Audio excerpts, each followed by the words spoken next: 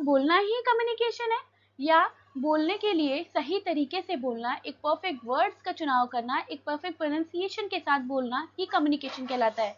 क्या आपने कभी सोचा है कि रोजाना जो आप बात करते हैं, मैसेज भेजते हैं, मेल लिखते हैं, सोशल मीडिया पे पोस्ट शेयर करते हैं, ये इसमें सबसे ज़्यादा इम्पोर्टेंट क्या है? क्या ये कि आपने जो भेज दिया, आपने जो कर दिया, दैट इज़ इम्पोर्टेंट, या सामने वाले तक वो सही तरीके से पहुंची है या नहीं पहुंची है, उसने आपकी बात को करेक्ट मैसेज लेके समझा है या नहीं, या उसने आपकी बात को कुछ और तरीके से समझ लिया, ये इम्पोर्टेंट है। So hello student, this is Swati Sharma and I welcome you all to my YouTube channel Scientification. So आज हम पढ़ेंगे information technology and artificial intelligence से रिलेटेड एक बहुत ही इंपॉर्टेंट चैप्टर को, that is perspective of communication and basic writing skills. इसमें हम पहले तो जानेंगे कि जो कम्युनिकेट कर रहे हैं आप, वो किस तरीके से कर रहे हैं, क्या इंपॉर्टेंस है, क्या सामने वाले तक जो पहुंची है वो बात सही पहुंची है या नहीं, ये पढ़ेंगे। इसके अलावा जो एक और चैप्टर है जिसमें हम बेसिक राइटिंग स्किल्स के बारे में बात करेंगे, यहाँ हम सीखेंगे कुछ ग्रामर के टिप्स को भी, कि किस तरीके से आप एक परफेक्ट ग्रामर का यूज़ करके भी अपने वर्ड्स को, अपने कम्युनिकेशन को बहुत एनहांस कर सकते हैं। सो आइए स्टार्ट करते हैं इस चैप्टर को। सबसे पहले हम स्टार्ट करते हैं चैप्टर नंबर 3 एंड अगेन मैं आपको यही समझाना चाहूँगी कि मैं अभी पार्ट ए कवर करा रही हूँ, एंड पार्ट ए की अगर हम बात करें तो पार्ट ए जो है ये चाहे मैं बात करूँ आर्टिफिशियल इंटेलिजेंसी की, या चाहे मैं बात करूँ आईटी की, इंफॉर्मेशन एंड कम्युनिकेशन टेक्नोलॉजी, या आईटी इंफॉर्मेशन टेक्नोलॉजी, इसे आईसीटी भी तो कहते हैं, है ना। इन दोनों में ही पार्ट ए के जो चैप्टर्स हैं वो सेम है, कॉमन है, कुछ चैप्टर नंबर चेंज हो सकते हैं, लेकिन इसके अलावा और अंदर का जो मटेरियल है वो बिल्कुल सेम है। इसीलिए मैं ये दोनों ही बुक्स के जो पार्ट ए है वो एक साथ कवर करा रही हूँ, जिसमें कि ये एज पर द आईटी है कि आईटी के अकॉर्डिंग ये चैप्टर नंबर 3 है, एंड एआई के अकॉर्डिंग भी ये उसी में से 3 या 4 चैप्टर में से ही कोई एक चैप्टर होगा, जो कि क्या है, perspectives of communication. Perspective in understanding communication. सबसे पहले तो समझते हैं पर्सपेक्टिव क्या है। पर्सपेक्टिव मतलब दृष्टिकोण, यानी आपके समझने का नजरिया, मतलब आप किसी भी चीज को कैसे समझते हैं। जैसे आपने कोई बात बोली सामने वाले को, सामने वाले ने उसको किस तरीके से समझा, दैट इज पर्सपेक्टिव। ठीक है, तो in every discipline perspective help in understanding how people behave. Perspective ही वो चीज है जिससे हम समझ पाते हैं कि लोग किस तरीके से बिहेव करने वाले हैं किसी भी कंटेक्स्ट को लेके, किसी भी बात को लेके, चाहे वो ग्रुप की हो, चाहे वो ऑर्गेनाइजेशन की हो, चाहे कम्युनिटीज की हो, चाहे कल्चरल सोसाइटीज की हो। तो लोग किस तरीके से बिहेव करने वाले हैं, दैट इज आवर पर्सपेक्टिव, यही हमारा पर्सपेक्टिव होता है। So, in additionally, communication give a information on how our common idea behaves are formed through language. Communication एक बेसिक आइडिया भी देता है, कि इन्फॉर्मेशन भी देता है कि किस तरीके से हमारे जो आइडियाज हैं या हमारा जो बिहेवियर है वो हम फॉर्म कर सकते हैं, with the help of language, with the help of sign, with the help of messages, with the help of formulation और transmission through the various communication channel both inside and outside. चाहे वो बात करें, बहुत सारे कम्युनिकेशन चैनल होते हैं, तो उस सारे कम्युनिकेशन चैनल्स के थ्रू हम किस तरीके से अपने इंफॉर्मेशन को ट्रांसमिट कर सकते हैं, फैला सकते हैं। ठीक है, ये भी हम पढ़ते हैं इसमें। चाहे अब देखो, जैसे workplace including the media, organisation and society, जैसे लैंग्वेज हो गया, साइन हो गए, मैसेज फॉर्मुलेशन हो गया, एंड ट्रांसमिशन हो गया, एंड देन उसके बाद से वो पहुंच जाएगा मैसेज। ठीक है, तो इंपॉर्टेंस ऑफ पर्सपेक्टिव जानते हैं। Importance of perspectives in communication, क्या इंपॉर्टेंट है एक पर्सपेक्टिव की कम्युनिकेशन के अंदर। Communication always make a difference. आप जब भी बात करते हैं ना तो उससे फर्क पड़ता है। ठीक है, despite of old saying that, जैसे पुराने टाइम पे कहा गया है कि स्टिक्स एंड स्टोन में ब्रेक माय बोन, की स्टिक्स, लाठी पत्थर मेरी हड्डियां वो तोड़ सकती हैं, but the words can never hurt me, लेकिन जो शब्द होते हैं वो मुझे कभी हर्ट नहीं कर सकते। ठीक है, तो ये जो मैसेजेस होते हैं ना, ये पर्सपेक्टिव होता है, ये बहुत इंपॉर्टेंट है। जैसे कम्युनिकेशन पर्सपेक्टिव जो है वो हमें हेल्प करता है ताकि हम चीज़ों को समझ पाएँ, है ना, हम समझ पाएँ important social, political, cultural issues को, जो कंट्री हमारी फेस कर रही है, जो हमारा वर्ल्ड फेस कर रहा है। कुल मिला के हमें चीज़ों को समझने के लिए हमारा खुद का पर्सपेक्टिव होना चाहिए। जैसे hence developing a communication perspective necessary knowing how to use word, है ना। एक कम्युनिकेशन पर्सपेक्टिव डेवलप करने के लिए हमें सबसे ज़्यादा ज़रूरी है ये जानना कि हमें वर्ड्स को कैसे यूज़ करना चाहिए, हमें साइन किस तरीके से यूज़ करना चाहिए, है ना, और message to change the world for the better, और किस तरीके से मतलब हम चेंज कर सकते हैं इस वर्ल्ड को। तो कुल मिला के पर्सपेक्टिव में हम यही पढ़ते हैं कि आपको किसी भी चीज़ को देखने का और समझने का नजरिया क्या होता है। Factors affecting the perspective in the communication, किस क्या क्या कौन कौन से फैक्टर्स होते हैं जो कि अफेक्ट करते हैं पर्सपेक्टिव्स को। पहला क्या है, विजुअल परसेप्शन, आपने आपका देखने का तरीका। इसको समझने के लिए ना ये एग्जाम्पल है, इसे समझते हैं पहले, है ना। इस एग्जाम्पल में देखो, एक इंसान जो पीछे से खड़ा होगा उसको पीछे वाली लकड़ी भी एक दिख रही होगी, वुड दिख रहा होगा, तो वो उसके अकॉर्डिंग यहाँ पर जो वुड है वो कितने हैं टोटल, 4 वुड की स्टिक्स है, यहाँ पर 4 वुड की स्टिक्स है। लेकिन यहाँ अगर कोई इंसान खड़ा है, वो अगर सामने से देखता है तो वो सामने से सिर्फ 3 वुडन स्टिक्स दिख रही है, तो उसके अकॉर्डिंग क्या है, उसके अकॉर्डिंग है कि यहाँ पर जो वुडन स्टिक्स है वो टोटल 3 है। लेकिन जो पीछे खड़ा है उसको पीछे की भी वुडन स्टिक्स दिख रही हैं, और वो इस वजह से क्या कह रहा है कि वुडन स्टिक्स जो है वो 3 नहीं है, 4 नहीं है। तो इसका पर्सपेक्टिव अलग है, इसका विजुअल पर्सपेक्टिव अलग है, और इसका जो यहाँ खड़ा है इसका विजुअल पर्सपेक्टिव अलग है। तो विजुअल पर्सपेक्टिव का मतलब क्या होता है, नजरिया, आपका देखने का तरीका, कि आप किस चीज को किस तरीके से समझ रहे हैं। तो इन्फॉर्मेशन जो हम परसीव करते हैं अपनी आंखों के थ्रू, वो हमारी ब्रेन प्रोसेस करता है। हम आंखों से जो चीज देखते हैं वही तो हमारे ब्रेन तक सिग्नल पहुंचता है। तो हमारे ब्रेन तक जब सिग्नल पहुंचता है तो visual perspective describe our tendency to pay attention, हमें बताता है। विजुअल पर्सपेक्टिव जो है वो क्या बताता है, जो हम सामने से देख रहे हैं वही ब्रेन तक पहुंचा देता है। ये तो हो गया विजुअल पर्सपेक्टिव की बात। अब विजुअल पर्सपेक्टिव जो है वो अलग अलग लोगों का अलग अलग हो सकता है, किसी का देखने का नजरिया कुछ और होता है, किसी को चीजों को देख के समझने का नजरिया कुछ और होता है। तो ये तो क्या रही विजुअल पर्सपेक्टिव की बात। इसके बाद नेक्स्ट आते हैं, how we communicate facilitate high quality doctor patient relationship that help to provide the better medical result, कि किस तरीके से एक कम्युनिकेशन फैसिलिटी जो है, एक हाई क्वालिफाइड डॉक्टर का जो कम्युनिकेशन जो मतलब डॉक्टर जो पेशेंट से बात करता है उसके कम्युनिकेशन स्टाइल ही होता है जिसके वजह से पेशेंट जो है वो उसका अच्छा बेटर रिलेशन हो पाता है उस डॉक्टर से, और उसका बेटर रिजल्ट मिलता है। देखो जैसे कि बात करो, अगर डॉक्टर के पास भी जाओ तो सिर्फ मेडिसिन ही इफेक्ट नहीं करती हैं, वहाँ पर अगर डॉक्टर एक सही तरीके से बात कर रहा है ना आपसे, वो भी आपको बहुत जल्दी रिकवर करेगा। इसके अलावा लिखा है, how can communication facilitate democracy and active citizen, किस तरीके से जो बातचीत है वो एक डेमोक्रेसी को फैसिलिटेट करती है, किस तरीके से नागरिक जो है, लोग जो होते हैं वो एक्टिव होते हैं। How can communication promote healthy organisation work place that are safe ethical and innovation, किस तरीके से आपके कम्युनिकेशन, आपके बोलने के तरीके से ही आपका जो एनवायरनमेंट है वो एक हेल्दी एनवायरनमेंट बन सकता है। मतलब अगर आप ठीक तरीके से बात कर रहे हैं, ठीक से रह रहे हैं, तो आपका जो कम्युनिकेशन है वो आपके आसपास के लोगों से वो भी प्रभावित करेगा, है ना। एंड उसके वजह से आपका जो आसपास का एनवायरनमेंट होगा वो भी सेफ होगा आपके लिए। ठीक, इसके अलावा how do media technology transform culture, किस तरीके से मीडिया जो होती है वो आपका कल्चर को, नेशन को, जोग्राफ एंड जियो पॉलिटिकल रिलेशंस को बताती है, किस तरीके से जो मीडिया है वो बात करके आपकी जो जो न्यूज़ चलाते हैं उसके थ्रू वो किस तरीके से आपके कल्चर को बताती है, आपके नेशन को बताती है, जियो पॉलिटिकल रिलेशंस के बारे में बताती है। How do public policy and the legal environment influence the use and development of the media technology, किस तरीके से जो लीगल रूल्स एंड रेगुलेशंस होते हैं, एक पब्लिक पॉलिसीज होती है, वो किस तरीके से आसपास के लोगों को प्रभावित करती है। ठीक है, तो ये सब हम किस में पढ़ते हैं, कम्युनिकेशन के पर्सपेक्टिव्स में पढ़ते हैं। यानी आपका चीज़ों को देखने का नजरिया जो होगा, आप चीज़ों को उसी तरीके से समझेंगे, आप चीज़ों को उसी तरीके से समझेंगे। ठीक है, ठीक है। तो अब बात करते हैं हम factors affecting perspective in communication, यानी कौन कौन से ऐसे फैक्टर्स हैं जो इफेक्ट करते हैं आपके कम्युनिकेशन को, जिसमें सबसे पहला विजुअल, जो कि अभी हम पढ़ चुके हैं।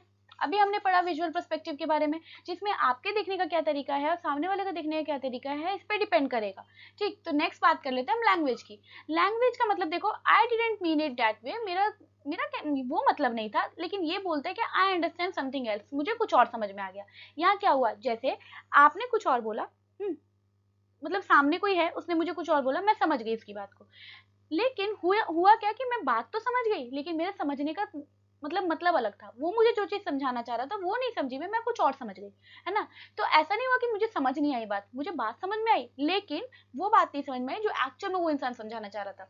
तो यहाँ क्या है, the words that have a different meaning, एक ऐसे वर्ड जैसे जिसके अलग मतलब हो, meaning comes from the inside us, और जो कि हमारे अंदर से आते हैं। मतलब ये डिपेंड करता है हमारे एक्सपीरियंसेस पे, हमारे नॉलेजेस पे, एंड हमारे नॉलेज पे और हमारे एटीट्यूड पे, कि मतलब हमारा ये समझो कि हमारे अंदर जो चीज चल रही है, हम अपने वर्ड को, हम उसकी मैसेज को उसी तरीके से समझ गए।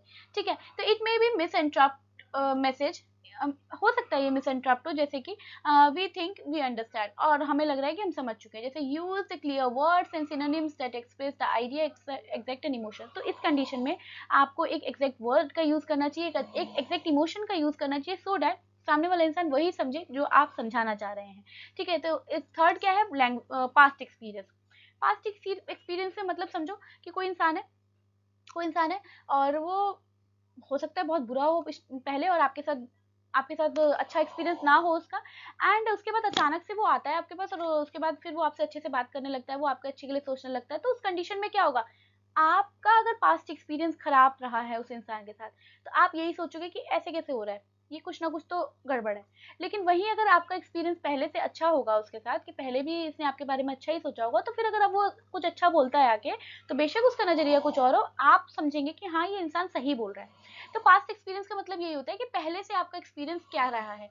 जैसे past experience shape our expectation in every situation. जैसे अगर पॉजिटिव एक्सपीरियंस रहेगा तो हमें कॉन्फिडेंस आएगा, और अगर नेगेटिव एक्सपीरियंस रहेगा हमें, तो हम वार्न हो जाएंगे कुछ तो गड़बड़ है, ठीक है। And help us to avoid mistakes, और हम पहले से अवॉइड हो जाएंगे कि मतलब पहले से हम सतर्क हो जाएंगे कि मिस्टेक ना हो जाए, मतलब अवॉइड करेंगे मिस्टेक्स को, ठीक। इसके मतलब फोर्थ क्या है, प्रीजुडाइज। प्रीजुडाइज मतलब पहले से ही धारणा बना लेना, पहले से ही चीजों को सोच लेना। इसमें क्या है, prejudices are the opinion not based on logic और फैक्ट, ठीक है। प्रीजुडाइज एक ऐसा ऐसा ओपिनियन होता है जो कि लॉजिक या फैक्ट्स पे डिपेंड नहीं करता। मतलब यहाँ पर इंसान जो सोचेगा ना, वो किसी लॉजिक, कोई लॉजिक नहीं होगा उसका। जैसे कि एक मैं आपको बताती हूँ कि कहा जाता है कि मेल्स को सिर्फ बाहर का काम करना चाहिए एंड फीमेल्स जो है फीमेल्स घर का करेंगी। तो इसके पीछे कोई लॉजिक नहीं है सच, है ना। लेकिन वो ये कि पहले से धारणा बना ली गई है, पहले से ही माइंडसेट ऐसा बना लिया गया है, और आज तक भी वो परंपरा हमारी सोसाइटी में चली आ रही है, ठीक है। तो ये क्या है, प्रीजुडाइज, इसी को कहते हैं प्रीजुडाइज। इसका कोई लॉजिक नहीं है, कोई परफेक्ट सेंस नहीं है, लेकिन हमने अपना ओपिनियन बना लिया है ना। इसी को क्या कहते हैं, हम प्रीजुडाइज बोलते हैं। जैसे देखो, they they come from the cultural and the personal preferences. मतलब ये हमारे कल्चर से आ रहा है, या हमारा खुद का प्रेफरेंस जो हम समझते हैं उससे आ रहा है।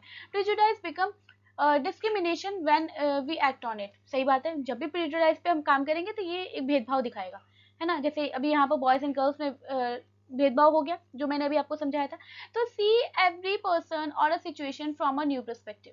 यहाँ क्या होता है, हर इंसान को हर एक सिचुएशन को एक नए परस्पेक्टिव से देखना, ठीक है। इसके बाद फिफ्थ आता है एनवायरमेंट। एनवायरमेंट में क्या होता है, एनवायरमेंट में यहाँ पर हमारी फैमिली आ जाती है, हमारी फ्रेंड्स आ जाते हैं, हमारा जो वर्क प्लेस है वो आ जाता है, और सोसाइटी आ जाती है, और बीच में हम लोग, ये चारों चीजों से घिरे हुए, ठीक है। तो यही तो एनवायरमेंट है हमारा। तो our surrounding affect how we communicate. हमारा आसपास का वातावरण भी, हमारा एनवायरमेंट भी अफेक्ट करता है कि हम किस तरीके से बात कर रहे हैं, कैसे कम्युनिकेट कर रहे हैं। We speak different with siblings. जैसे हम अपने सिबलिंग्स जो होते हैं, जो उनसे उनसे अलग बात करते हैं, फ्रेंड्स से अलग तरीके से बात करते हैं, पेरेंट्स से अलग तरीके से बात करते हैं, ग्रैंड पेरेंट्स से अलग तरीके से बात करते हैं, अपने वर्क प्लेस पे अलग बात करेंगे हम, ठीक है। या अपने सोसाइटी में किसी भी और से बात करेंगे तो उसके अकॉर्डिंग हम बात करेंगे। Use the right language. तो वहाँ एक राइट लैंग्वेज, एक अच्छी टोन का यूज करिए एनवायरमेंट के according. Choose the right sitting to choose a right setting to make communication effective. एक सही सेटिंग का यूज कीजिए ताकि आप जो बात बोल रहे हैं वो अच्छे से सामने वाले तक पहुंच जाए, ठीक। तो ये क्या हो गया, ये तो एनवायरमेंट हो गया। Sixth is feeling. Feeling feeling emotion influence how we communicate. Emotion भी इन्फ्लुएंस करता है कि हम कैसे बात कर रहे हैं। अगर आपका मूड अच्छा नहीं है तो आप सामने वाले से कभी अच्छी बात ही नहीं कर सकते, ठीक है। अगर आपका मूड खराब है तो आप सही भी बात बोल रहे होंगे तो आप थोड़ा ऐसे बोल रहे होंगे, इस टोन में बोल रहे होंगे, तो सामने वाले को गलत लग जाएगा। बेशक आप बात सही बोल रहे हैं, लेकिन आपका टोन जो है वो ऐसा हो जाएगा उस कंडीशन में कि सामने वाला इंसान गलत समझ जाएगा, ठीक है। तो happy, sad, anger, stress, all change our tone. ये सब हमारे टोन्स को, हमारे वर्ड्स को चेंज कर देता है ना। Health can also affect the communication style. हाँ, इवन अगर आप बीमार हैं तो उस टाइम पे भी आपका बात करने का तरीका अलग हो जाता है, ठीक है। तो ये मीटर दिखा रहा है आपको, be aware of your emotions to communicate better. अगला है बिलीव। बिलीव यानी विश्वास, है ना। बिलीव यानी विश्वास। तो our believe shape how we understand every message और सिचुएशन। हमारा जो विश्वास है वो भी समझता है, वो भी अफेक्ट करता है हमारे कम्युनिकेशन को, कि हम किसी भी सिचुएशन को या किसी भी मैसेज को कैसे समझते हैं। They influence our believe and communication style, and our communication create response with reinforce our belief, ठीक है। तो हमारा जो कम्युनिकेशन, हमारा जो बोलने का तरीका होता है वो हमारे बिलीफ को भी दिखाता है, ठीक है। वो हमारे बिलीफ को भी दिखाता है। जैसे देखो, कम्युनिकेशन, बिलीफ से कम्युनिकेशन अफेक्ट करेगा, उसी के अकॉर्डिंग हम रिस्पॉन्स करेंगे, है ना। और जो कि हमारे बिलीफ को और बढ़ाएगा, हमारे विश्वास को और बढ़ाएगा, ठीक है। तो ये क्या थे, ये सब तो थे फैक्टर्स जो कि हमारे कम्युनिकेशन के परस्पेक्टिव्स को अफेक्ट कर रहे हैं, जो हमारे कम्युनिकेशन, हमारे बात करने के तरीके को या हमारी चीज़ों को समझने के तरीके को अफेक्ट कर रहे हैं, उसको वो सारा हमने यहाँ पढ़ लिया, ठीक है। इसमें देखो, एक साइंटिस्ट है डॉक्टर एरिक बर्न, ठीक है। इन्होंने ट्रांसैक्शनल एनालिसिस थ्योरी दी थी। ट्रांसैक्शनल एनालिसिस थ्योरी दी थी। This theory explain the impact of our belief system on our behaviour. कि ये थ्योरी हमें ये बताती है कि हमारा जो विश्वास होता है वो किस तरीके से हमारे बिहेवियर में आ जाता है, है ना, and how we relate to and communicate with other, और वो किस तरीके से जो हमारा विश्वास है वो हमारे बिहेवियर में आता है, और हमारा बिहेवियर से किस तरीके से हमारा कम्युनिकेशन स्टाइल जो होता है वो अफेक्ट होता है। ठीक, तो doctor Berne propose the 4 life positions that each of us may take. देखो 4 अलग अलग तरीके इन्होंने बताए। जैसे पहला क्या है कि I am okay, you are okay, मैं भी ठीक हूँ, तुम भी ठीक हो, तो ऐसे कंडीशन में एक पॉजिटिव और हेल्दी रिलेशन बिल्ड होगा। अगला क्या है, I am okay you are not okay, मैं ठीक हूँ लेकिन आप ठीक नहीं हो, तो फीलिंग सुपीरियर। यहाँ क्या है, यहाँ पर हम अपने आप को अच्छा दिखा रहे हैं, हम सामने वाले को गलत बोल रहे हैं। ठीक है, तो ये एक अच्छा रिलेशन बिल्ड करने के लिए नहीं है। इसके अलावा आई एम नॉट ओके, मैं ठीक नहीं हूँ, यू आर ओके, है ना, तो इस कंडीशन में फीलिंग इंफीरियर, हम अपने आप को छोटा दिखा रहे हैं, हम अपने आप को इंफीरियर फील करा रहे हैं। ठीक है, और हम फील करा रहे हैं कि मतलब मैं किसी पर डिपेंड हूँ, है ना। अगला क्या है, I am not okay you are not okay, कि मैं भी ठीक नहीं हूँ आप भी ठीक नहीं, तो ऐसा ये तो नेगेटिव है। यहाँ से तो पक्का लड़ाई स्टार्ट होगी। ठीक है, तो ये नेगेटिव पॉइंट ऑफ व्यू है, नेगेटिव पर्सपेक्टिव है आपका, और यहाँ से पक्का कन्फ्लिक्ट होगा। ठीक है, तो ये जो साइंटिस्ट हैं डॉक्टर एरिक बर्न, इन्होंने ये 4 तरीके, इन्होंने जो थ्योरी दी है, थ्योरी के अकॉर्डिंग इन्होंने क्या किया है, लाइफ की 4 पोजीशंस बताई हैं। ठीक है, कि क्या क्या 4 कंडीशंस हो सकती है एक इंसान के लाइफ में। ठीक, तो इसी को हम और इलेबोरेट तरीके से पढ़ रहे हैं, नोट द कम्युनिकेशन और पर्सपेक्टिव ऑफ लाइफ, जिसमें देखो वही वाली बात है जो उन साइंटिस्ट ने बोला था कि लाइफ पॉसिबल मैट्रिक्स, जैसे I am okay you are not okay, तो देखो कॉमन क्या है, असर्टिव है एंड प्रोडक्टिव है। ऐसी कंडीशन में I am okay and you are okay, इसमें क्या है कि ये एक प्रोडक्टिव है। आप जब ऐसे बात करते हैं तो मतलब चीज़ें जो होती है वो अच्छी होती हैं। लेकिन वही बात करें कि मैं खुश नहीं हूँ, I am not okay you are okay और नॉट, है ना, ऐसे करके जब होता है तो उस कंडीशन में कि नर्वसनेस आ जाती है, मतलब आप इंफीरियर खुद को फील करा रहे हो, आप नर्वस हो। ठीक है, इनइफेक्टिव है, ये सही तरीका नहीं है, ये कभी भी सामने वाले पे आपका इफेक्ट नहीं डालेगा। इसके अलावा मैं ही ठीक हूँ, मतलब तो ऐसी कंडीशन में ये एग्रेसिवनेस दिखा रहा है, ये दिखा रहा है कि आप अपने आप को सुपीरियर समझ रहे हैं, आप सामने वाले को कुछ समझ ही नहीं रहे हैं, तो ये भी इनइफेक्टिव है। अगर आप सामने वाले को कुछ नहीं समझेंगे तो कम्युनिकेशन स्टाइल गलत है आपका। And I am not okay and you are not okay, मैं भी नहीं हूँ तो आप अपने आप को भी इन्फीरियर दिखा रहे हो, नर्वस दिखा रहे हो, है ना, सामने वाले को भी ऐसा कर रहे हो, तो ये भी इनइफेक्टिव है। तो एक बात करने का सही तरीका यही होता है जब आप इस तरीके से बात करते हैं। ठीक, तो ये तो रहा हमारा चैप्टर नंबर 1, जिसमें हमने क्या पढ़ा, पर्सपेक्टिव्स पढ़े, है ना। इसमें हमने सारे पर्सपेक्टिव्स पढ़ लिए, कम्युनिकेशन के लिए क्या क्या पर्सपेक्टिव्स हो सकते हैं। अब हम आते हैं अपने चैप्टर नंबर 4 पे, that is basic writing skills. ठीक है, अब हम बात करते हैं कि बेसिक राइटिंग स्किल्स में क्या क्या है। यहाँ हम ग्रामर से रिलेटेड बहुत सारे टर्म्स पढ़ने वाले हैं।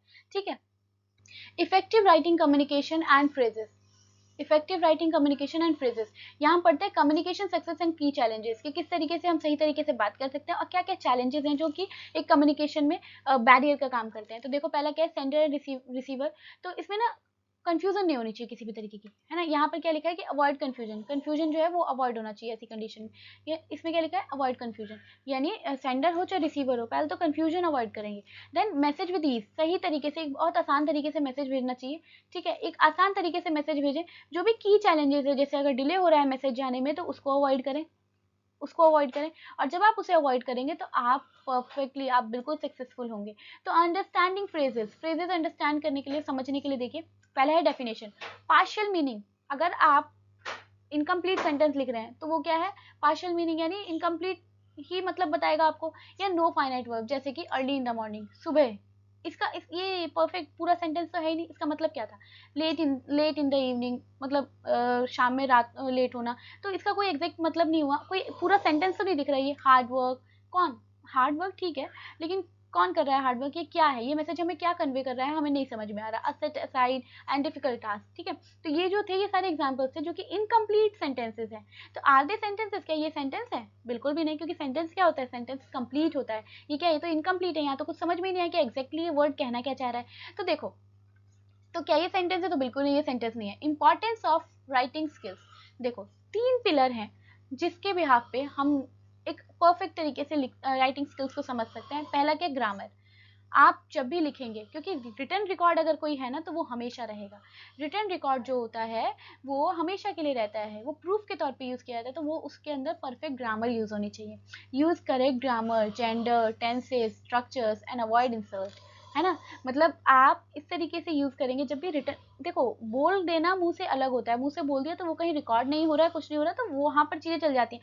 बट जब हम कोई भी चीज़ रिटर्न में देते हैं तो उस कंडीशन में बहुत ज़्यादा ध्यान रखना होता है कि हमें किसी भी तरीके का मिस्टेक ना हो जाए हमसे। जैसे ग्रामर परफेक्ट यूज़ करें हम, वर्ड की चॉइस परफेक्ट होनी चाहिए, आप बात करें तो इस तरीके से आप जो भी लिख रहे हैं वो ऐसे वर्ड्स को लिखें जो कि बहुत ही सिंपल हो, अंडरस्टैंडेबल हो, है ना, मतलब सिंपल हो वर्ड्स, अंडरस्टैंडेबल हो, और avoid our technical and simplistic, मतलब आप अपने किसी भी तरीके की मिस्टेक्स को अवॉइड करें यहाँ पर, ठीक। इसके अलावा नेक्स्ट लिखा हुआ है सेंटेंस फॉर्म। सेंटेंस फॉर्म में इजी स्ट्रक्चर होना चाहिए, जैसे कि consumer durable example from and clear interpretation, मतलब आप जो भी सेंटेंस फॉर्म कर रहे हैं वो एक आसान तरीके का होना चाहिए, जिससे सामने वाला इंसान जो है वो आपकी बातों को समझे, और एक क्लियर इंटरप्रिटेशन हो, मतलब सही मैसेज उसके पास पहुंचे। यही तो है राइटिंग स्किल्स। राइटिंग स्किल्स में और क्या है, आप एक परफेक्ट ग्रामर का यूज करेंगे, परफेक्ट वर्ड को चूज करेंगे, और सिंपल तरीके से बोलेंगे, और ऐसे बोलेंगे सामने वाले को उसका मतलब समझ आ जाना चाहिए। ऐसा नहीं कि हमने डिक्शनरी खोली और डिक्शनरी से हमने कोई एक तगड़ा सा वर्ड निकाला और हमने सेंटेंस में डाल दिया कि सामने वाले को कुछ समझ में ही ना आए। ऐसा तो बिल्कुल नहीं होना चाहिए। मतलब एक परफेक्ट कम्युनिकेशन जब भी होता है जब आप जो बात बोल रहे हैं सामने वाला भी उसको समझ जाए, यही तो है।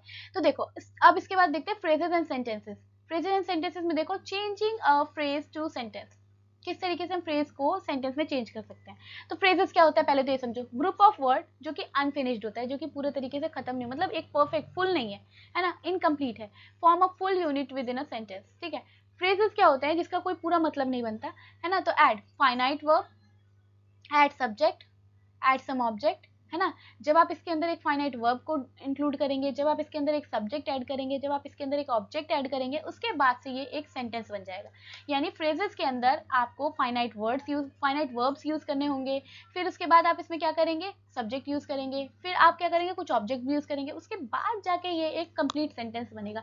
यानी एक ऐसा सेंटेंस जिसका कुछ मतलब हो, एक ऐसे ग्रुप ऑफ वर्ड जिसका कुछ ना कुछ मतलब हो, डेट इज कॉल्ड सेंटेंस, है ना। ग्रुप ऑफ वर्ड हम इसे कह सकते हैं group of word that make a complete sense, एक ऐसे वर्ड्स का ग्रुप जो कि एक कंप्लीट सेंस बनाए, एक पूरा मतलब बने जिसका, उसी को हम क्या बोलते हैं, सेंटेंस बोलते हैं। तो देखो अगर हम बात करें एग्जाम्पल फ्रेजेस की, तो गॉट अप अर्ली कोई पूरा मतलब थोड़ी बना, कम्स लेट, लेट आना, डू हार्ड वर्क, मेहनत करो, ठीक है, बट क्या ये तो फिनिश नहीं है ना, किसको बोल रहा है, क्या बोल रहा है, क्या किस बारे में बोल रहा है, इस वर्ड से नहीं क्लियर हो रहा है। लेकिन वहीं अगर आप इसके एग्जाम्पल पे आए, किसके, सेंटेंसेस के, कंप्लीट मीनिंग होनी चाहिए, जैसे the child school wear a blue uniform, ठीक है, चिल्ड्रन, या बर्ड फ्लाई, चिड़िया उड़ रही है, या फिर जो बच्चा है वो क्या कर रहा है, ब्लू कलर की यूनिफॉर्म पहन रहा है, इट्स ए गुड कॉलेज, ये बहुत अच्छा कॉलेज है, ठीक है। तो ये सब क्या है, ये आपका, अब ये क्या है, सेंटेंस है, सेंटेंस है जिसका कुछ ना कुछ मतलब बन रहा है। तो सेंटेंस की डेफिनेशन यहाँ देखिए, a group of word that gives a complete meaning of the idea, एक वर्ड का ऐसा ग्रुप जिसका पूरा मतलब, जिसका कुछ मतलब बने, जो आपको एक आइडिया दे दे, एक मैसेज दे दे, ठीक है। That the centre of the message want to communicate, जिसपे जो सामने वाला जिसपे मैसेज पहुंचे वो उस पे उसका रिप्लाई भी कर सके। तो यही क्या होता है, सेंटेंस होता है। सो sentence is a group of word that makes a complete sense, है ना। ग्रुप ऑफ ऐसे ग्रुप्स वर्ड के जो कि एक कंप्लीट सेंस बनाए, उसी को क्या हम बोलते हैं, सेंटेंस बोलते हैं। अब बात करते हैं पार्ट ऑफ सेंटेंसेस की, यानी सेंटेंसेस के पार्ट कौन कौन से होते हैं। तो सेंटेंसेस के पार्ट की बात करें तो पहला होता है सब्जेक्ट, दूसरा होता है प्रेडिकेट। दो ही पार्ट होते हैं इसका, एक होता है सब्जेक्ट, एक होता है प्रेडिकेट, ठीक है। तो सब्जेक्ट मतलब कोई भी पर्सन हो सकता है, किसी भी पर्सन का नाम हो सकता है, प्लेस हो सकती है, थिंग्स हो सकती है। सेंटेंस इज अबाउट, जिसके बारे में वो सेंटेंस है वो हो सकता है। डज एन एक्शन, मतलब जिसमें कुछ एक्शन दिखा रहे हो, जैसे प्लेइंग, रनिंग, ये सब क्या है, ये सब सब्जेक्ट का पार्ट है, ठीक है। कन्वेइंग कंप्लीट आइडियाज मीनिंग, तो इसमें प्रेडिकेट की जरूरत होती है, जिसमें डिटेल दिया जाता है, एक्शन दिया जाता है कि जिसके बारे में बात हो रही है उससे रिलेटेड बात हो क्या रही है, उसकी डिटेल दी जाती है, या उसका कुछ भी जो भी काम वो कर रहा है वो दिया जाता है। जैसे what is said about the subject, मतलब जो भी सब्जेक्ट का नाम लिया है उसके बारे में क्या बात है, वो प्रेडिकेट में आ जाता है। इसमें और अच्छी डिटेल मिल जाती है आपको, है ना, सब्जेक्ट से रिलेटेड और अच्छी डिटेल मिल जाती है कि एक्चुअल में वो सब्जेक्ट था, उसको उसके बारे में क्या कहना था हमें, ठीक है। तो यहाँ पर अगर एनालाइज करें सेंटेंस के पार्ट की, तो देखो ये वाला पार्ट सब्जेक्ट है और ये क्या है, प्रेडिकेट है। जैसे bird, bird is a subject, और फ्लाई क्या हो गया, उसका प्रेडिकेट, यानी चिड़िया उड़ रही है। तो बर्ड क्या है, एक सब्जेक्ट है, और फ्लाइंग मतलब वो कुछ काम कर रही है ना, तो वो उसका एक्शन हो गया। तो सब्जेक्ट एंड प्रेडिकेट मिलके क्या बनता है, आपका सेंटेंस बनता है। अगला, Mohan is an engineer, Mohan is a subject and is an engineer is a predicate, यानी मोहन एक सब्जेक्ट है और और उसके प्रोफेशन को डिस्क्राइब किया जा रहा है कि वो क्या है, एक इंजीनियर है, तो पूरा सेंटेंस बन गया ना। इसके बाद ही एक सब्जेक्ट है, टीच इंजीनियरिंग ग्राफिक्स, वो क्या करता है, इंजीनियरिंग की ग्राफिक पढ़ाता है, तो ही सब्जेक्ट है, और उसका काम क्या है कि वो टीचिंग करता है ना। तो यहाँ से हमें वो भी समझ में आ गया, उसका काम भी समझ में आ गया, तो पूरा सेंटेंस क्लियर है। This intelligent girl, has passed her examination in the first division. ये जो एक लड़की है, इंटेलिजेंट लड़की जो है, इसने अपने एग्जाम को फर्स्ट डिवीज़न से पास किया है। तो गर्ल सब्जेक्ट है और उसने कैसे पास किया? उसने बिल्कुल फर्स्ट डिवीज़न से पास किया। ठीक है, तो ये भी आपका सेंटेंस हो गया। अगला, प्रेसिडेंट ऑफ इंडिया यानी भारत के जो राष्ट्रपति हैं, has awarded him a gold medal, यानी जो देश के प्रधान राष्ट्रपति जो हैं, उन्होंने क्या किया? उन्होंने उसको गोल्ड मेडल दिया है। तो यहाँ पर सब्जेक्ट हो गया प्रेसिडेंट, और उन्होंने क्या काम किया? उन्होंने अवार्ड दिया है ना, उन्होंने सम्मानित किया है गोल्ड मेडल से। तो ये क्या होते हैं? ये तो होते हैं सेंटेंसेस। और सेंटेंसेस के पार्ट क्या होते हैं? सेंटेंसेस के पार्ट होते हैं दो। पहला होता है सब्जेक्ट, दूसरा होता है प्रेडिकेट। सब्जेक्ट मीन्स जिसके बारे में बात हो रही है, चाहे वो कोई जगह हो, चाहे वो कोई नाम हो, चाहे वो कोई ऑब्जेक्ट हो, जिसके मतलब जिसके बारे में भी बात हो रही हो, कोई भी थिंग हो, किसके बारे में बात हो रही है, वो क्या है? सब्जेक्ट है। और उसके अलावा जो बात हो रही है, जो भी एक्शन हो रहा है, जो भी डिटेल दी जा रही है उसके बारे में, उससे रिलेटेड, वो क्या होता है? प्रेडिकेट होता है। ठीक है, इसके बाद हम बात करते हैं काइंड ऑफ सेंटेंसेस, यानी सेंटेंसेस के क्या क्या टाइप हो सकते हैं। एक तरीके से टाइप पढ़ रहे हैं। 4 टाइप्स जो है वो रेफर हम करते हैं। पहला क्या है? असर्टिव या फिर डिक्लेरेटिव, जहां पर आप सिंपल सिंपल अपनी बात बोल रहे हो। एक ऐसा सेंटेंस जो कि फुल स्टॉप के साथ एंड हो रहा है और जो कि पॉजिटिव या फिर नेगेटिव मीनिंग देगा। मतलब एक सिंपल सेंटेंस को हम इस असर्टिव सेंटेंस बोलते हैं। जैसे देखो, he is a rich man, वो एक अमीर व्यक्ति है। ठीक है, दे अंडरस्टैंड आर डिफिकल्टीज, वो हमारी प्रॉब्लम को, कठिनाई को समझते हैं। तो ये क्या है? एक सिंपल सा सेंटेंस जो होगा उसे हम असर्टिव बोलते हैं। एक सिंपल सेंटेंस कभी भी होगा तो वो क्या होगा? असर्टिव होगा। He is not a rich man, वो एक अमीर आदमी नहीं है, अमीर व्यक्ति नहीं है। दे डोंट अंडरस्टैंड, वो नहीं समझ सकते, वो नहीं समझते। ठीक है, तो ये सब क्या है? ये एफर्मेटिव का पार्ट है। और एफर्मेटिव का पार्ट, जो एफर्मेटिव या फिर डिक्लेरेटिव, दोनों एक ही का नाम है। ठीक है, दोनों एक ही तरीके का नाम है, जहाँ पर हम सिंपल सेंटेंसेस की बात करते हैं, सिंपल बातों की, जो भी हम वर्ड बोल रहे हैं, जो भी हम सिंपल तरीके से बात कर रहे हैं, वो असर्टिव में आ जाता है। इंपेरेटिव की बात करें तो इंपेरेटिव जहाँ पर हम ऑर्डर दे रहे हैं, किसी को रिक्वेस्ट कर रहे हैं, किसी को एडवाइस दे रहे हैं, किसी को कमांड दे रहे हैं। ठीक है, टेक दिस बुक, इस बुक को लो, ये क्या कर रहे हैं? ऑर्डर ऑर्डर दे रहे हैं, है ना। हम क्या कर रहे हैं? कमांड कर रहे हैं उसको या तो ऑर्डर दें, उसको कमांड दें, या फिर उसको रिक्वेस्ट करें या वार्निंग दें। तो ये क्या है? Please get me a coffee, है ना, प्लीज, ये रिक्वेस्ट कर रहा है कि प्लीज मुझे कॉफी दे दो। तो ये क्या है? It's a request. No left turn, कोई लेफ्ट टर्न नहीं है। ठीक है, तो ये क्या है? इंपेरेटिव में हम क्या पढ़ते हैं? इंपेरेटिव में हम पढ़ते हैं ऐसे सेंटेंसेस के बारे में जो कुछ कमांड दे रहा हो, जो कुछ रिक्वेस्ट कर रहा हो, जो कुछ सजेशन दे रहा हो, या जो कुछ वार्निंग दे रहा हो। ठीक है, तो यहाँ पर वो सेंटेंसेस आ गए। देखो, let the manager talk, manager को बोलने दो, लेट स्टार्ट, चलो स्टार्ट करते हैं। ठीक है, तो ये सब क्या है? इंपेरेटिव का है ना। तो यहाँ पर लेट वर्ड्स का ज्यादा यूज होता है। इट मीन सेंटेंस में कहीं लेट दिख रहा है तो इट मीन्स वो इंपेरेटिव से बिलोंग कर रहा है ना। Commands is an indirect way and subject is expressed. अगला क्या है? इंटेरोगेटिव। क्वेश्चन मार्क से समझ में आ गया होगा इंटेरोगेटिव, यानी जहां भी, जिस भी सेंटेंस में क्वेश्चन मार्क आ रहा हो, वो आपका इंटेरोगेटिव है। Use to make a inquiries to ask for information, है ना। यहाँ पर आप इंक्वायरीज के लिए बात करते हो, यहाँ पर आप इन्फॉर्मेशन के बारे में बात करते हो। आपको कोई इन्फॉर्मेशन पूछनी है किसी इंक्वायरी लेनी है, तो इंटेरोगेटिव सेंटेंसेस आ गए। कुल मिला के जहाँ क्वेश्चन मार्क दिखे वो इंटेरोगेटिव है। जैसे, कैन आई हेल्प यू, क्या मैं तुम्हारी मदद कर सकता हूँ? क्वेश्चन मार्क आ गया ना। What is Ram doing, Ram क्या कर रहा है? तो क्वेश्चन मार्क आ गया। क्वेश्चन मार्क आ गया, इट मीन्स ये किसका पार्ट है? ये इंटेरोगेटिव का पार्ट है। ठीक है, इसके बाद नेक्स्ट बात करते हैं एक्सक्लेमेटरी। एक्सक्लेमेटरी, जहां पर भी ये वाला साइन आ जाए, जहां भी ऐसा साइन आ जाए, है ना, ये क्या है? ये इंटेरोगेटिव है। ठीक है, इंटेरोगेट सॉरी एक्सक्लेमेटरी है। ये क्या है? एक्सक्लेमेटरी है। जैसे यहाँ पर हम क्या एक्सप्रेस करते हैं?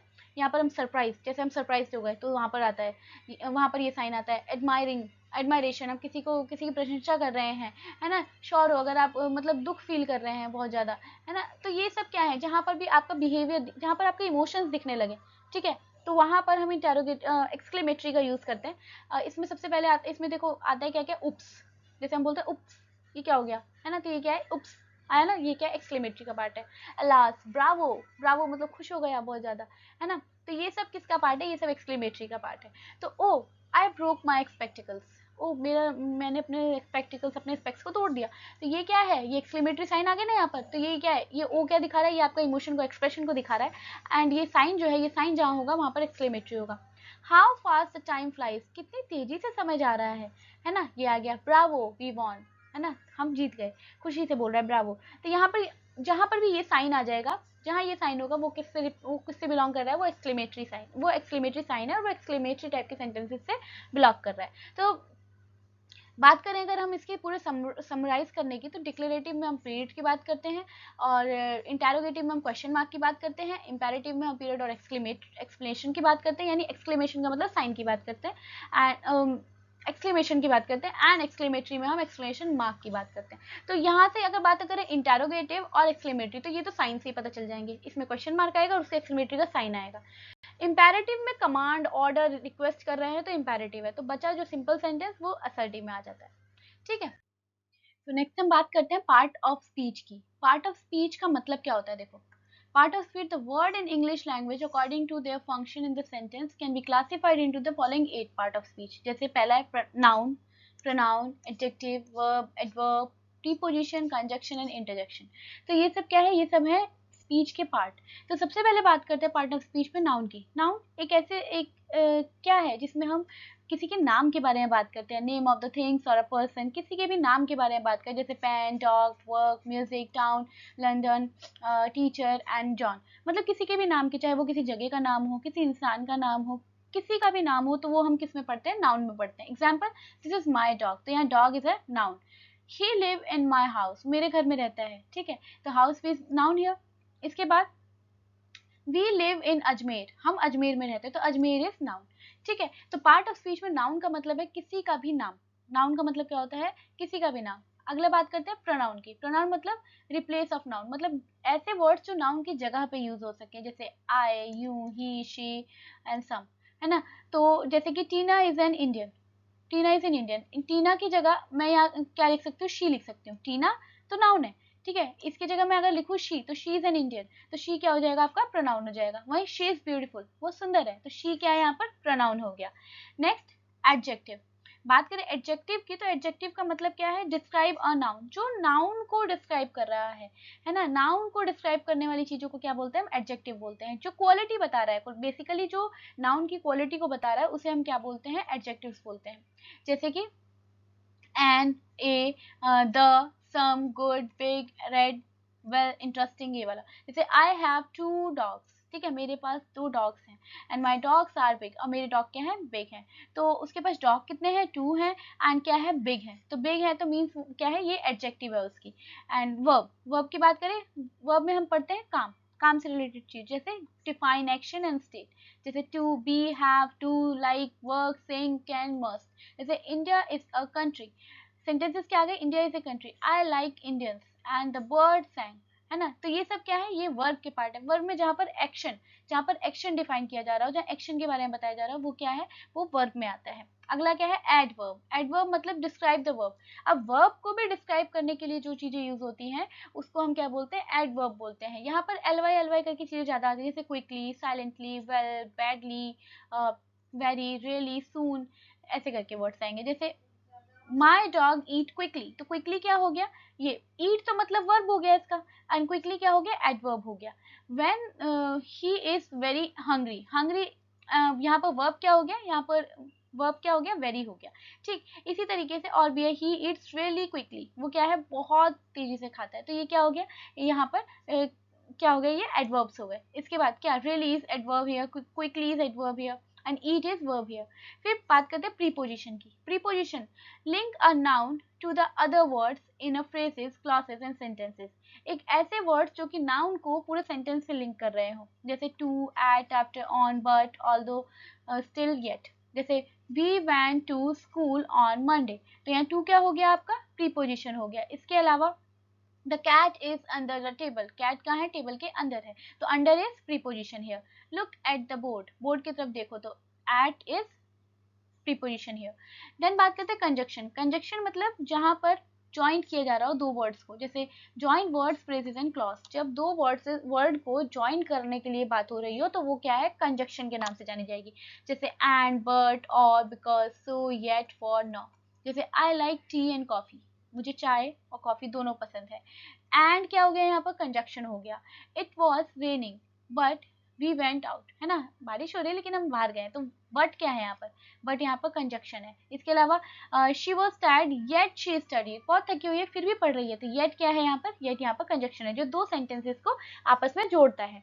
फिर बात करते हैं इंटरजेक्शन की। इंटरजेक्शन का मतलब जहाँ पर हम क्या करते हो, फीलिंग्स एक्सप्रेस कर रहे हो, एक्सप्रेसेस, सडन, फीलिंग और इमोशंस, ये सब किस में आ गए आपके इंटरजेक्शन में आ गए। जैसे ओ, वाओ, हे, ब्रावो, अलास, हर्रे, आउच। ये हमने अभी इससे पहले भी देखा था, किसमें, इससे पहले भी हमने देखा था ये, है ना, हम किसमें देख रहे थे, एक्सक्लेमेटरी में देखा था हमने इसको, ठीक है। तो अब इसके बाद से ये क्या है, इंटरजेक्शन होते हैं। जैसे यहाँ पर देखो sentence, oh what a beautiful day, ओ कितना सुंदर दिन है, तो यहाँ पर ओ क्या है, ये आपका इंटरजेक्शन है। वाओ इस इंटरजेक्शन, आउच ये भी क्या है, इंट्रोडक्शन है, इंटरजेक्शन है यहाँ पर, ठीक।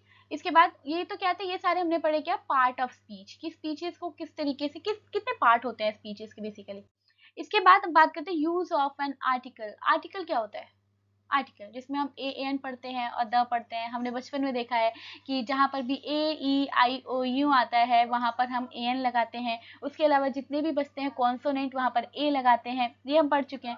तो बात करें in English language, there are two type of article, एक इंडेफिनिट आर्टिकल होता है, एक डेफिनेट आर्टिकल होता है, ठीक है। ए और ए एन जो है वो इंडेफिनेट आर्टिकल है, वही द जो है वो डेफिनेट आर्टिकल है। तो इसके कुछ यूजेस देख लेते हैं। जैसे use before a noun not specific, है ना, ये नाउन से पहले यूज किया जाता है पर स्पेसिफिकली नहीं है। पर the use before the noun, noun से पहले यूज होगा और होगा ही होगा, ठीक है। जैसे देखो, they come at the starting of the noun phrases, generally a an is use before the word starting with this, A E I O U पढ़ लिया हमने, और कॉन्सोनेंट पे ए लगेगा, and spelling of the word is different from its pronunciation, ठीक है। तो देखो पहले देखते हैं इंडेफिनेट में ए और an.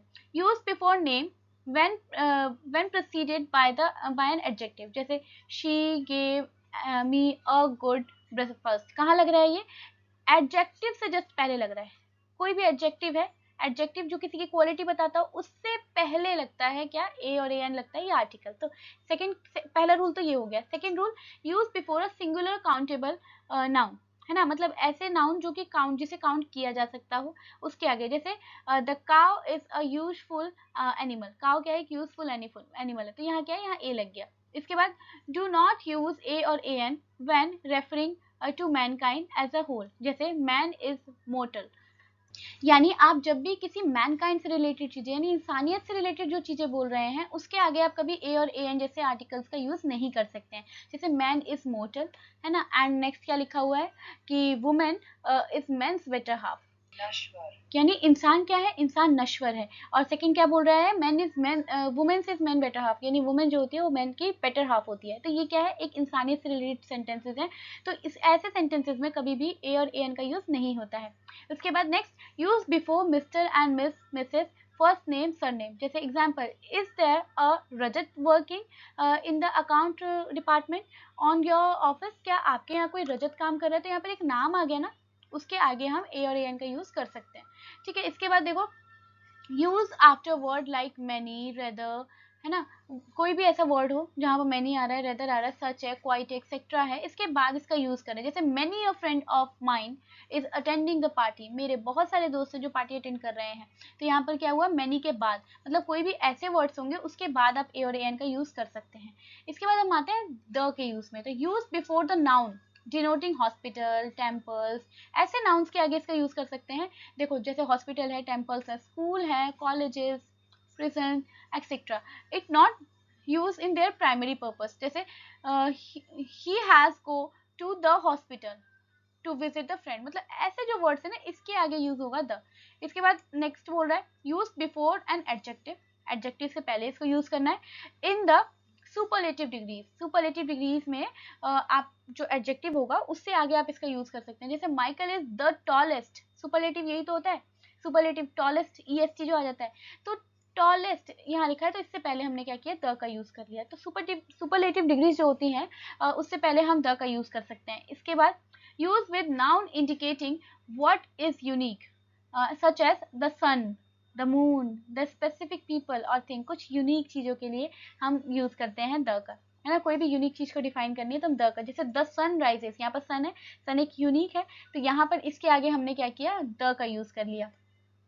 Use before an abstract noun और material noun, material with the or the quality, है ना, adjective and the quality clause of the reference, for example, the gold you have brought from the Dubai is of good quality, इनको आप abstract noun से पहले use कर सकते हैं। जो भी एब्स्ट्रैक्ट टाइप के नाउन से मटेरियल से रिलेटेड जो नाउन होंगे उसके आगे आप द का यूज कर सकते हैं। इसके अलावा फिफ्थ क्या बोल रहा है आपका, used before a singular countable noun. Singular countable noun मतलब एक ही हो और काउंट किया जा सके उसे, उसकी जगह हम इसका यूज कर सकते हैं। With selects on individual object etcetera represent a class, जैसे कि the tiger is a ferocious animal, है ना। तो यहाँ पर द टाइगर, टाइगर एक क्या है, काउंटेबल है और सिंगुलर, तो इसके आगे हम क्या कर सकते हैं, इसके आगे हम द लगा सकते हैं। तो ये था क्या, ए एन और द का यूज। ठीक, इसके बाद बात करते हैं कंस्ट्रक्शन ऑफ पैराग्राफ, यानी पैराग्राफ किस तरीके से बनाए जाते हैं। एंड ये आपका लास्ट टॉपिक है इस चैप्टर का। इसके बाद हम जो है यूनिट 2 स्टार्ट कर देंगे। इसके बाद बेसिकली यूनिट फर्स्ट के चारों चैप्टर खत्म हो चुके हैं आपके, ये लास्ट टॉपिक है। इसके बाद पूरे चैप्टर जो है, पूरी यूनिट जो है वो खत्म हो चुकी है। तो अब हम स्टार्ट करेंगे अपना यूनिट 2। ठीक है, तो उससे पहले हम बात करते हैं construction of paragraph. A paragraph is a collection of related sentences dealing with a single topic. Paragraph क्या होता है, एक सेलेक्टेड सेंटेंसेस होते हैं जो कि एक ही टॉपिक के ऊपर बात कर रहे होते हैं। बहुत सारे सेंटेंस होते हैं मिलके पैराग्राफ बनाते हैं बेसिकली, लेकिन वो किसी एक ही टॉपिक पे बात कर रहे होते हैं।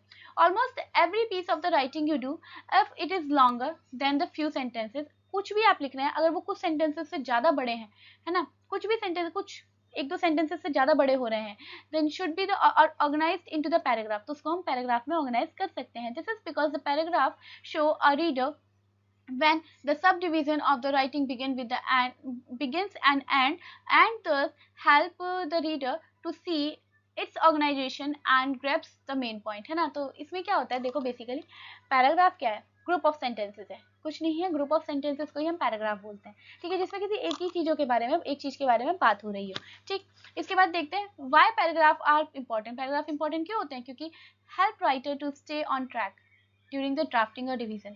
अगर कोई कुछ लिख रहा है तो उसको ट्रैक पे रखने के लिए पैराग्राफ इंपॉर्टेंट है।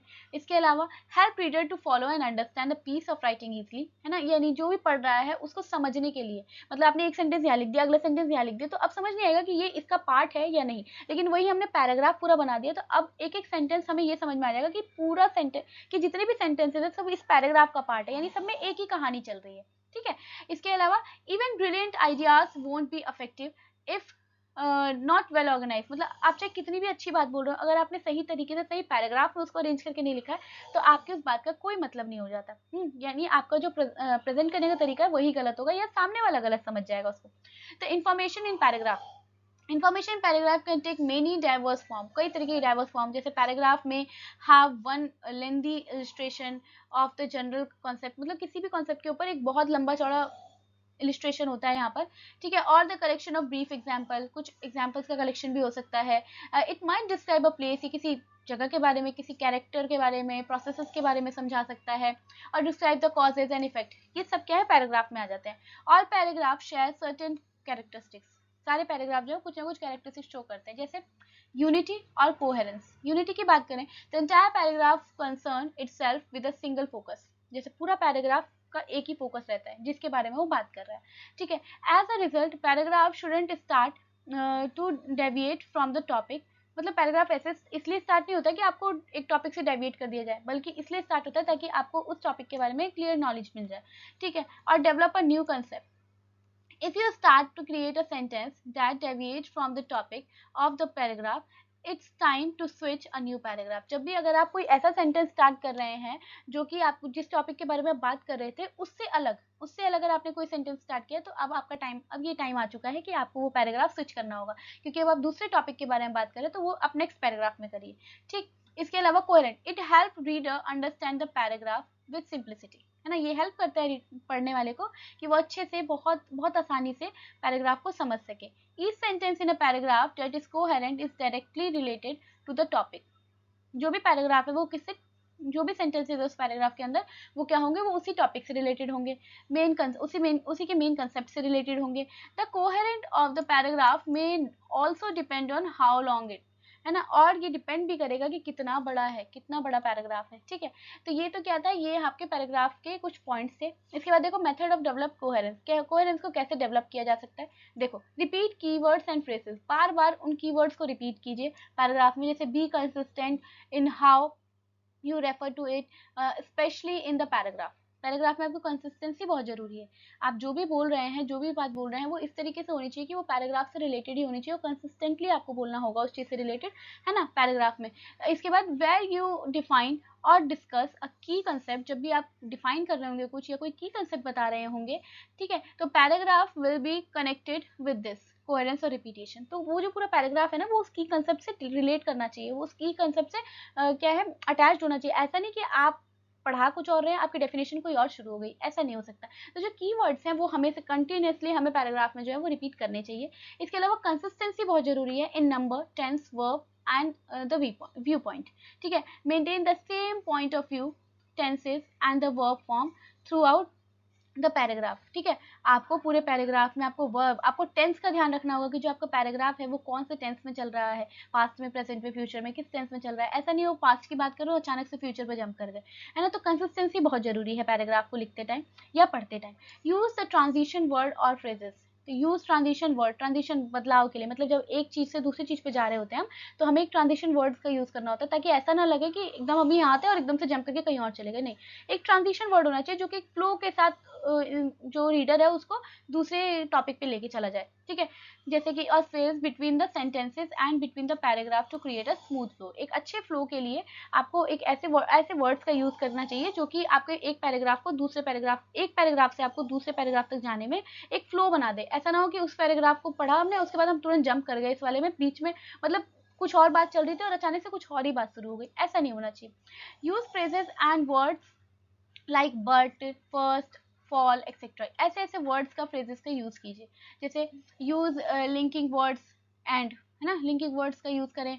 Phrases like but, first, fall, है ना, फर्स्ट फॉल बोलते हैं ना। उसके अलावा for example, in other words, in fact etcetera, ये सारी चीज़ों का, इन सारे वर्ड्स का यूज़ करिए आप फ्रेजेस में, आप उस सेंटेंसेस में, ताकि वो पैराग्राफ और इफेक्टिव हो। तो समरी देखें इसकी, तो पैराग्राफ क्या होता है, ग्रुप ऑफ सेंटेंस होते हैं, है ना, और जो कि एक सिंगल टॉपिक पे होना चाहिए।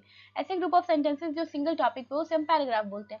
Good paragraph have unity and coherence. Unity मतलब एक ही फोकस होना चाहिए, एंड लॉजिकल कनेक्शन होना चाहिए। कोहेरेंस मतलब क्या है, लॉजिकल कनेक्शन होना चाहिए, जो आप बात कर रहे हो लॉजिकल बात होनी चाहिए। एंड यूज रिपीटेशन, कंसिस्टेंसी, है ना, यहाँ पर रिपीटेशन को करो यूज, कंसिस्टेंट रहो, रिपीट करो कुछ कीवर्ड्स को। ट्रांजिशन वर्ड्स का यूज करें, मतलब एक पैराग्राफ से दूसरे पैराग्राफ में आते समय कुछ ऐसे वर्ड का यूज करें कि वो लगे कि आप चेंज भी हो रहे हैं, एंड आप इस तरीके से चेंज हो कि ऐसा ना फील हो कि जंप कर गए आप, ठीक है। लिंकिंग फ्रेजेस, फ्रेजेस को लिंक करने के लिए कुछ वर्ड्स का यूज कीजिए, जैसे and, but, all, after all, ये सारी चीजें, ठीक है। तो यहाँ पर अब आपका ये चैप्टर खत्म हो गया, ठीक। अब हमने यहाँ पर चैप्टर नंबर 3 यानी पर्सपेक्टिव ऑफ कम्युनिकेशन देख लिया, और यहाँ पर हमने बेसिक राइटिंग स्किल्स दोनों ही चैप्टर देख लिए, ठीक। तो अब ये यूनिट फर्स्ट जो है, यूनिट फर्स्ट में जो 4 चैप्टर्स थे, ये 4 के 4 चैप्टर्स आपके कंप्लीट हो चुके हैं, और ये आपकी आईटी के बुक का भी है, और ये आपके आर्टिफिशियल इंटेलिजेंसी के बुक का भी है। तो आई होप आपको ये वीडियो समझ में आई होगी, इसके एक एक टॉपिक क्लियर हुए होंगे। फिर भी कोई डाउट हो तो आप कॉमेंट सेक्शन में मुझसे डाउट पूछ सकते हैं, मैं उसका रिस्पॉन्स करूँगी। एंड अपने फ्रेंड्स के साथ इसको शेयर कीजिए, ताकि उनको भी टॉपिक्स, ये जो चैप्टर्स हैं ये पढ़ सके, वो उनकी भी हेल्प हो सके। एंड अगर वीडियो अच्छी लगी हो तो चैनल को लाइक कीजिए, सब्सक्राइब कीजिए, कमेंट भी कीजिएगा, एंड शेयर कीजिए अपने फ्रेंड्स के साथ। तब तक के लिए bye bye and take care.